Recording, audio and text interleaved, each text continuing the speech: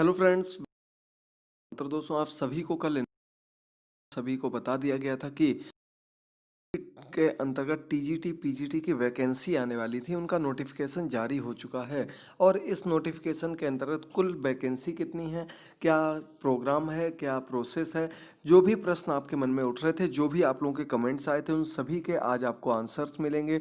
आपके doubts clear कर दिए जाएंगे। तो एंड तक बने रहिए, चैनल को सब्सक्राइब कर लीजिए और सभी लोग टेलीग्राम से जुड़ना मत भूलिए। वहाँ आपको पूरी सटीक अपडेट, नोट्स और सब कुछ जो कुछ भी होगा वहाँ पर आपको बिल्कुल फ्री में अपलोड करते रहेंगे, देते रहेंगे। तो चलिए बात कर लेते हैं 15,508 टीजीटी पीजीटी भर्ती की, जो कि उत्तर प्रदेश में हाल ही में नोटिफिकेशन जारी करके आपको इन्फॉर्म किया गया। जी हाँ दोस्तों, 15,508 टीचरों की भर्ती की जा रही है, जो कि एक बहुत बड़ी संख्या है। इतनी बड़ी संख्या में टीजीटी पीजीटी यानी कि 9 से लेकर के 12 तक के टीचर्स की वैकेंसी काफ़ी समय से नहीं आई थी। इसी के बारे में आपको बताना है कि क्या इसका वेतनमान होगा, क्या आयु होगी, क्या शैक्षिक अर्हता आपको चाहिए और पद विभाजन क्या होना चाहिए। एक एक करके सभी डाउट्स को क्लियर करेंगे। इसके बाद भी आपके मन में अगर कोई प्रश्न उठता है तो आप लोग कमेंट बॉक्स में कमेंट करके ज़रूर बताइएगा।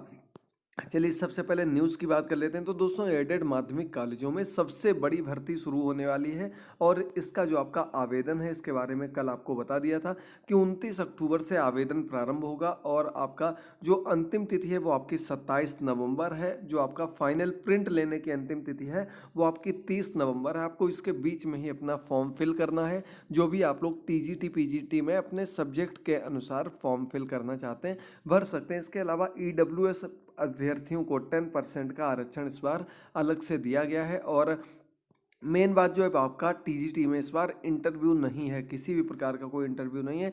पीजीटी के लिए इंटरव्यू को रखा गया है। आगे बढ़ते हैं। तो चयन बोर्ड ने 15,508 पदों पर मांगे ऑनलाइन आवेदन। एकदम से पूरा आपका नोटिफिकेशन जारी होता है और ठीक उसी डेट से आपके ऑनलाइन आवेदन भी प्रारंभ कर दिए गए हैं। काफ़ी लोग काफ़ी समय से इंतजार कर रहे थे इस वैकेंसी का, काफ़ी समय से इसके लिए लगे हुए थे। तो ये उनके लिए बहुत ही सुनहरा मौका। और मेन चीज़ ये दोस्तों, क्योंकि इलेक्शन का टाइम आने वाला है, तो निश्चित मानिए सबसे जल्दी अगर कोई भर्ती पूरी होगी पीजीटी समय में आपके यूपीएस, ये सबसे जल्दी समय में 100% मान के चलिए ये भर्ती आपकी पूरी हो जाएगी और आपको नियुक्ति मिल जाएगी। तो इसके आधार पर ही आपको अपनी पूरी तैयारी में लगना। अगर बात की जाए टीजीटी के पदों की तो आपके 12,913 कुल पद हैं टीजीटी के अंतर्गत।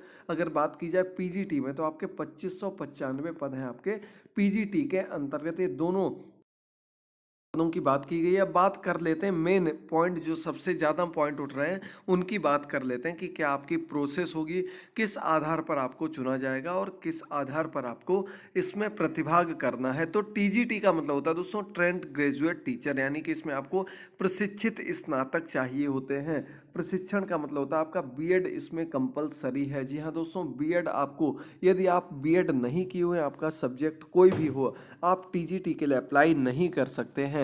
वहीं अगर बात की जाए पीजीटी की यानी कि पोस्ट ग्रेजुएट टीचर, ये आपका प्रवक्ता पद के लिए होता है, 11th-12th के लिए होता है। और ये टीजीटी आपका 9th से लेकर के 10th तक के लिए होता है। इसमें आपका बीएड कंपलसरी है और इसमें आपका पोस्ट ग्रेजुएट पीजी डिग्री होना कंपलसरी है, जिस भी सब्जेक्ट से आप फॉर्म फिल करते हैं, जिससे भी आप अप्लाई करना चाहते हैं। तो पीजी डिग्री के साथ अगर आपके पास बीएड की डिग्री भी है, यानी कि अगर कोई भी इसी प्रकार की एमएड बीएड कोई भी डिग्री है, तो उसके लिए आपको अलग से 25 अंक का तोहफा मिलेगा। 25 अंक आपको अलग से दिए जाएंगे इंटरव्यू के बाद, यदि आप बीएड होते हुए इसके लिए अप्लाई करते हैं। तो दोस्तों ये बहुत ही सुनहरा मौका है, लेकिन मेन टीजीटी वालों के लिए, क्योंकि इसमें बहुत बड़ी संख्या में पद निकाले गए हैं। अगर बात की जाए एलटी ग्रेड की तो आपने देखा होगा 10,000 पदों के सापेक्ष सिर्फ 3300 पद भरे गए थे। तो इसी आधार पर मान के चलिए अगर आप लोग अच्छे से पूरी तैयारी करते हैं तो निश्चित तौर पर आपको इसमें मौका, बहुत सुनहरा मौका है। और ये आपकी 6 मंथ के अंतर्गत है, पूरी भर्ती कंप्लीट करने की पूरी संभावना है। नेक्स्ट सेशन आपका जो मार्च अप्रैल में शुरू होगा, तब तक आप लोगों को ज्वाइनिंग भी दे दी जाएगी। चलिए आगे बढ़ते हैं। तो अब एक एक पॉइंट को क्लियर कर देते हैं। आयु, वेतनमान, जो कुछ भी है। सबसे पहले बात करेंगे हम लोग टीजीटी की। तो आपको बताया टीजीटी में कुल पद कितने, 12,913 है कुल पद हैं, और इन पदों पर आपकी भर्ती होने वाली है। अगर आयु सीमा की बात की जाए तो आपकी आयु सीमा 21 वर्ष मिनिमम आयु सीमा रखी गई है। कितनी है, 21 वर्ष है। जो आपकी मैक्सिमम आयु सीमा वो कहीं कहीं 35 दिखा रहा है, लेकिन इसके बारे में 100% श्योरिटी के साथ आपको बाद में इन्फॉर्म कर देंगे जब फॉर्म फिल करेंगे, या किसी के द्वारा कोई प्रॉब्लम आएगी तो उसके बारे में आपको बताते रहेंगे। लेकिन टीजीटी के लिए मिनिमम आयु आपकी 21 वर्ष होनी चाहिए। अगर बात की जाए वेतनमान की तो आपका 4600 ग्रेड पे है। देखिए, जो आपका प्राइमरी का टीचर होता है उसका 4200 ग्रेड पे होता है, और सैलरी लगभग लगभग 40 प्लस बनती है, जाकर के 40,000 प्लस बनती है। अगर 4600 ग्रेड पे तो निश्चित मानिए आपकी लगभग 47 के आसपास सैलरी बनेगी, या इसके ऊपर भी हो सकती है। तो ये आपका पे लेवल 7 है, ग्रेड पे 4600 ऑफिसर लेवल का ग्रेड पे है, और आपके लिए बहुत बढ़िया मौका है। चलिए आगे बढ़ते हैं। अर्हता की तिथि, यानी कि आपके पास जो भी डॉक्यूमेंट्स हैं, जो भी आप एलिजिबिलिटी करते हैं, बीएड हो या कुछ भी हो, अगर आप लोगों का अभी तक रिजल्ट नहीं आया है और 30 नवंबर तक आपका रिजल्ट आ जाता है, यानी कि लास्ट डेट तक रिजल्ट अगर आपका आ जाता है तो ही आप इसके लिए एलिजिबल होंगे, नहीं तो आपका फॉर्म नहीं माना जाएगा। क्योंकि अर्हता की तिथि तक आपको सब कुछ पूर्ण होना चाहिए। अंतिम तिथि तक अर्हता आपकी कंप्लीट हो जानी चाहिए, ये सब में ही मांगा जाता है। शैक्षिक योग्यता जो होती है आपको हमने पहले ही बता दिया, बीएड कंपलसरी है। सब्जेक्ट कॉम्बिनेशन की बात अभी आपको आगे बताएंगे, जो भी आपका सब्जेक्ट होगा। देखिए, बीए में आपका अगर कोई सब्जेक्ट है तो आप उसके लिए अप्लाई कर सकते हैं। एक दो साइंस हो गया जैसे, दूसरा आपका कोई एक दो सब्जेक्ट और ऐसे हैं जिनमें आपका अलग से कॉम्बिनेशन मांगा जाता है, नहीं तो ऐसी कोई प्रॉब्लम नहीं है। आप लोग अगर किसी एक सब्जेक्ट से बीए में किए हुए हैं तो आप उस सब्जेक्ट के लिए पूर्ण रूप से एलिजिबल हैं, आप उसके लिए तैयारी कर सकते हैं। लेकिन बीएड होना बहुत ही ज़रूरी है, बीएड नहीं है तो टीजीटी में आपका कोई मौका नहीं मिलेगा। चलिए आगे बढ़ते हैं, क्या प्रोसेस होगी। तो लिखित परीक्षा होगी, यानी कि लिखित का मतलब यहाँ पर दोस्तों ऑब्जेक्टिव टाइप ही है, एमसीक्यू पेपर होगा आपका। क्वेश्चन कितने होंगे, 125 क्वेश्चन होंगे। जी हाँ दोस्तों, 125 क्वेश्चन होंगे। एक क्वेश्चन आपका 4 नंबर का होगा। टोटल आपको 500 नंबर की तैयारी करनी है, 500 नंबर आपको मिलेंगे। दूसरी चीज़, निगेटिव मार्किंग ना ही आपकी टीजीटी में है ना ही आपकी पीजीटी में है, तो दोनों के लिए आपका अच्छा मौका है। अगर आप पढ़ते हैं अच्छे ढंग से तो निश्चित मानिए आपको इसमें एक सुनहरा मौका देखने को मिलेगा। इसके अलावा जो आपका प्राइमरी लेवल में शिक्षा मित्रों को भारांक दिया गया था उनके सर्विस के अकॉर्डिंग, उसी प्रकार से इसमें भी सुप्रीम कोर्ट ने तदर्थ शिक्षक रखे गए थे, उनको हटाया था अभी, और उनको इसमें शिक्षा मित्रों की तरह ही शामिल किया गया है। और उनको अलग से 35 अंक तक का भारांक दिया जाएगा, प्रत्येक वर्ष का 1.5 नंबर दिया जाएगा। इस आधार पर कुछ भारांक का नियम रखा गया है, और क्वेश्चन उनके लिए भी सेम होंगे, लेकिन 465 अंक का पेपर उनका माना जाएगा। 35 अंक उनको अलग से भारांक के तौर पर दे दिया जाएगा। कुल अवधि की बात की जाए तो 120 मिनट, यानी कि 2 घंटे का आपका पेपर है। 2 घंटे यानी कि 120 मिनट में आपको क्वेश्चन कितने करने, 125 क्वेश्चन करने हैं। सभी आपके एमसीक्यू टाइप क्वेश्चन होंगे। तीसरी, आपकी निगेटिव मार्किंग होने नहीं वाली है, तो आपको अच्छे ढंग से तैयारी करनी है। और अगर आप एक एवरेज स्टूडेंट भी हैं और अच्छे ढंग से थोड़ी सी तैयारी कर लेते हैं, सिर्फ 2 महीने बहुत बढ़िया ढंग से तैयारी कर लेते हैं, तो निश्चित मानिए आपको कोई नहीं रोक सकता इस भर्ती के लिए। आगे बात करते हैं इसमें क्या क्या पूछा क्या क्या जाएगा इसके बारे में। पहले कुछ अन्य चीज़ें, मेरिट क्या होगी, किस आधार पर आपको चुना जाएगा, क्या एकेडमिक के अंक भी जुड़ेंगे, ये आपको काफ़ी लोग इसको लेकर कमेंट कर रहे थे। आपको बता दें, एकेडमिक का यहाँ कोई मतलब नहीं, जो कि एक आपको और अच्छा मौका देता है। एकेडमिक का कोई मतलब नहीं, जो भी आप अंक लेकर आएंगे, जो भी आपके जो अंक आएंगे इस भर्ती में, वही आपका पूरा चयन का प्रोसेस होगा, उसी के आधार पर आपको चुना जाएगा। देखिए, लिख सकते हैं, लिखित परीक्षा में के आधार पर अभ्यर्थियों द्वारा प्राप्त अंक तथा तदर्थ शिक्षकों द्वारा प्राप्त अंक के आधार पर प्रशिक्षित स्नातक शिक्षक के चयन हेतु समेकित पैनल लिस्ट आपके सेवा चयन बोर्ड के अनुसार विज्ञापित रिक्तियों के संख्या से अधिक की सूची तैयार की जाएगी। यानी कि आपको जो संख्या होगी उससे अधिक की सूची तैयार करके डॉक्यूमेंट वेरिफिकेशन के लिए, डीवी के लिए बुलाया जाएगा। इसमें किसी भी प्रकार का आपका कोई इंटरव्यू नहीं है, जो कि एक बहुत बड़ी बात है दोस्तों। इतनी बड़ी पोस्ट के लिए आपका कोई इंटरव्यू नहीं है। आपकी दरोगा का ग्रेड पे 4200 होता है, और यहाँ आपको 4600 ग्रेड पे मिल रहा है। आप लोग समझ सकते हैं, आप एक हाई स्कूल लेवल के विद्यालय में एक सब्जेक्ट स्पेशल के टीचर होंगे, जो कि बहुत बड़ी बात है दोस्तों। चलिए अब आगे बढ़ते हैं हम लोग। तो चलिए, क्या जानकारी दी गई, अब हम लोग बढ़ते हैं आगे पीजीटी के लिए। टीजीटी की जानकारी हो गई। पीजीटी में आपकी उम्र क्या है, इसमें भी आपकी मिनिमम उम्र 21 वर्ष होनी चाहिए, मैक्सिमम 40 के आसपास इसमें होती है। और ग्रेड पे की बात की जाए तो 4800 ग्रेड पे, यानी कि आपका टीजीटी से ज़्यादा ग्रेड पे है इसमें, प्राइमरी से भी ज़्यादा है और यूपीएसआई से भी ज़्यादा है। हालांकि वैकेंसी इतनी ज़्यादा नहीं है, लेकिन पीजीटी लेवल पर इतनी वैकेंसी आना भी बहुत बड़ी बात है। कुल मिलाकर के 2595 वैकेंसी हैं, जो कि बहुत बड़ी बात है। कल हमने आपको जो आपके सब्जेक्ट वाइज वैकेंसी था, उनका विभाजन था, वो आपको हमने दिखा दिया था। तो उम्मीद करते हैं आप लोगों को वो अच्छे से क्लियर हो गया होगा। अगर कोई इसको लेकर डाउट हो तो आप लोग उसके बारे में भी कमेंट बॉक्स में कमेंट कर सकते हैं। निश्चित तौर पर आपके सभी डाउट क्लियर करना ही हमारा काम है। इसमें भी अहर्ता की अंतिम तिथि, आपकी फॉर्म की अंतिम तिथि अहर्ता तिथि के रूप में मानी जाएगी। तब तक आपको सब कुछ पूर्ण कर लेना है। हमने आपको बताया था वहाँ बीएड कंपलसरी था, यहाँ बीएड एमएड कुछ भी आपका कंपलसरी नहीं है। लेकिन यदि आपके पास बीएड की डिग्री है और आप पीजीटी के लिए अप्लाई करते हैं और उसमें अपनी डिग्री लगाते हैं, तो निश्चित तौर पर आपको 25 अंक का अलग से लाभ होने वाला है। और ये 25 अंक आगे जाकर के आपको अन्य अभ्यर्थियों से 25 नंबर ऊपर लेकर जाएंगे। समझ सकते हैं आप लोग, 25 अंक आप उनसे हमेशा आगे रहेंगे जो बीएड के कैंडिडेट हैं वो। और बाकी आपको इसमें पीजी की डिग्री होना कंपलसरी है। अगर आपके पास पीजी डिग्री नहीं है तो आप लोग इसमें अप्लाई नहीं कर सकते। निश्चित मानिए, पीजी की डिग्री होना बहुत ही अनिवार्य है। और जिस सब्जेक्ट से अप्लाई कर रहे हैं उसी सब्जेक्ट की सब्जेक्ट स्पेसिफिक डिग्री होना बहुत ही ज़रूरी है, क्योंकि पीजी जो होता है आपका एक सब्जेक्ट से ही रिलेटेड होता है। चलिए आगे बढ़ते हैं, क्या प्रोसेस होगी इसमें। तो इसमें आपका देखिए, लिखित परीक्षा के आधार पर 85% अंक, साक्षात्कार के आधार पर 10% अंक।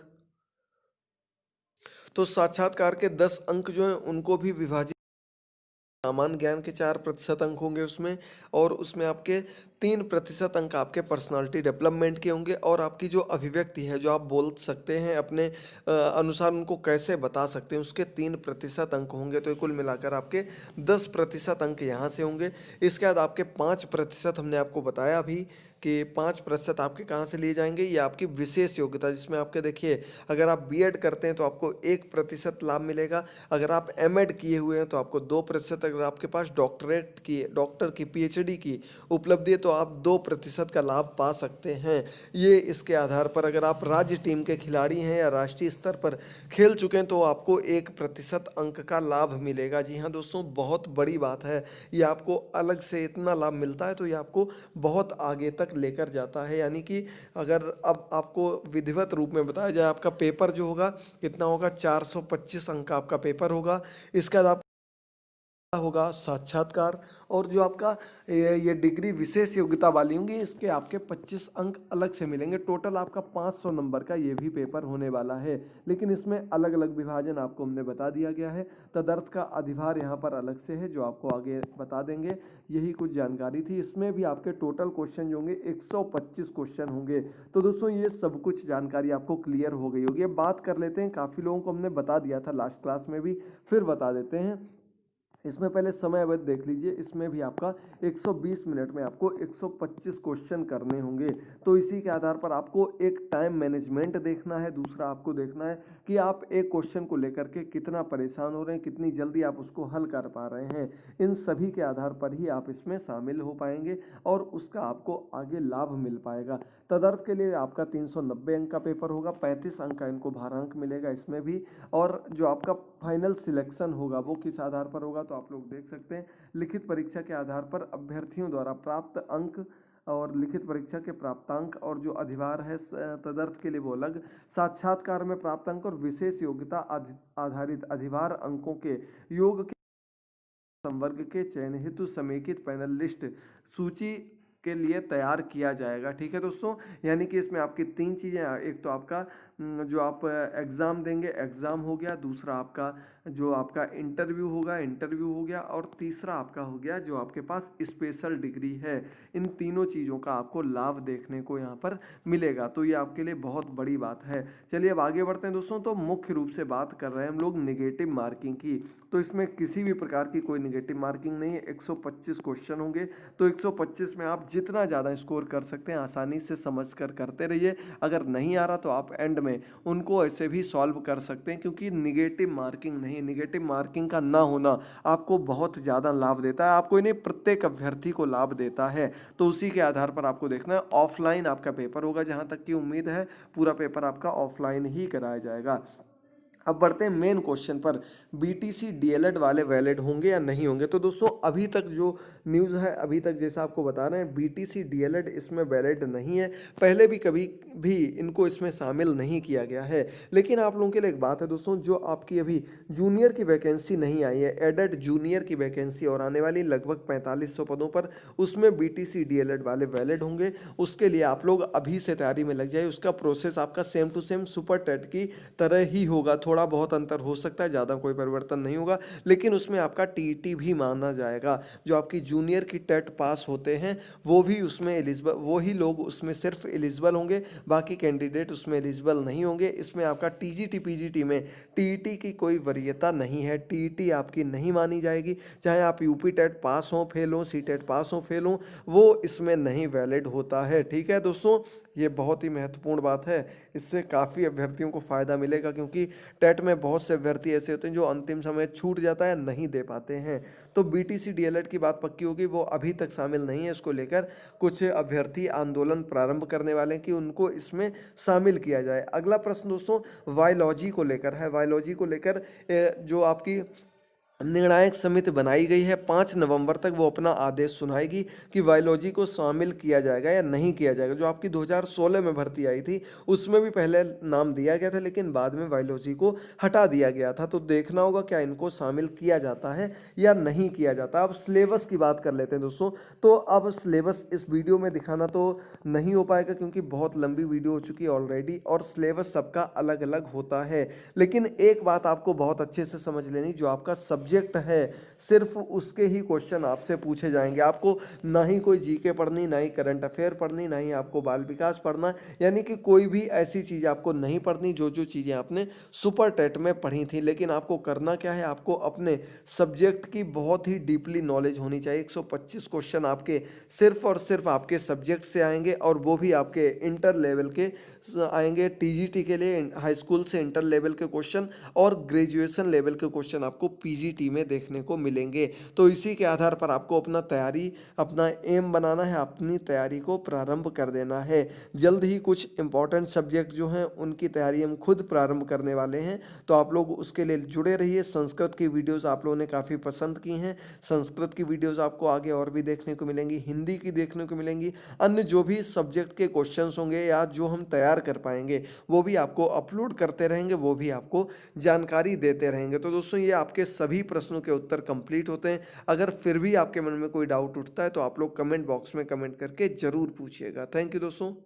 एक क्वेश्चन और दोस्तों, देखिए परीक्षा कब होगी। तो दोस्तों आपको बता दें, परीक्षा के बारे में अभी ऐसा कोई आदेश नहीं आया, लेकिन मान के चलिए कि आपका मार्च तक पेपर हो जाएगा। ये पेपर जो आपका होगा फरवरी से मार्च तक हो जाएगा, नवंबर में आपके फॉर्म कंप्लीट हो जाएंगे। फरवरी मार्च नहीं, और हो सकता है फरवरी स्टार्टिंग में ही हो जाए, क्योंकि 2 महीने का समय दिया जाता है, उसके बाद आपका पेपर करा दिया जाएगा। तो ये मान के चलिए फरवरी में ये पेपर आपका कंप्लीट कर दिया जाएगा, और अभी से तैयारी में लग जाइए दोस्तों, बहुत अच्छा मौका है आपके पास। जो लोग तैयारी में अभी से अच्छे ढंग से लग जाएंगे, 100% मानिए उनको सफलता इसमें जरूर मिलेगी। इसके लिए दोस्तों आप लोग हमारे टेलीग्राम चैनल से जरूर जुड़िएगा, आपको सबसे पहले बिल्कुल सटीक जानकारी वहां पर देते रहते हैं। तो उसका लिंक नीचे दिया गया, पुरानी वीडियो को देखते रहिएगा और चैनल को सब्सक्राइब करना मत भूलिएगा।